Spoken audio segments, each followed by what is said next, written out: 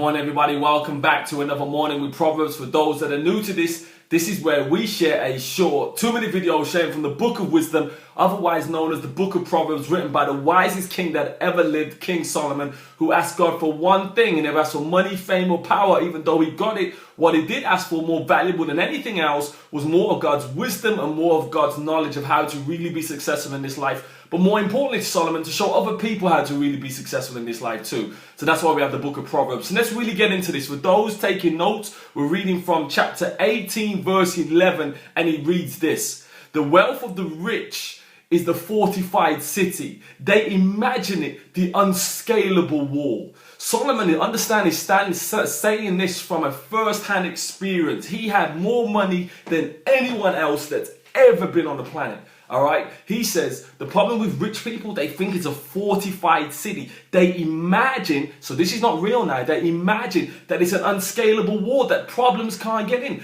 That the more money that you have, the less problems you have. But understand this, for anyone who obviously used to listen to hip hop back in the day, there was a guy called Notorious B.I.G. and he says, more money, more problems. So money wasn't the answer, because if money was the answer, we wouldn't have the problems that we see in so many countries, including our own, the mighty UK. So money's not the answer. It doesn't make you a fortified city against every problem, because you know what? Guess what? Even if you're behind closed doors of your wealth, there is stuff going on in your heart that money doesn't solve. Money doesn't solve hatred. Money doesn't solve envy. It doesn't stop lust. It doesn't stop the selfish desires. All those things are heart issues. But also, let me show you this. Money, as easy as it can come, it can go. And we've seen that. We've seen big companies, Woolworths, collapse. We've seen HMV at the brink of, collapse. We've seen so many companies that have come and gone, come and gone. So many companies that have come and gone. So money is not a fortified city. So make sure you put your strength and your reliance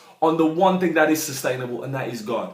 All right? He's been faithful for the last how many thousands of years. His words have not gone away, no matter how many times we try to dismiss it.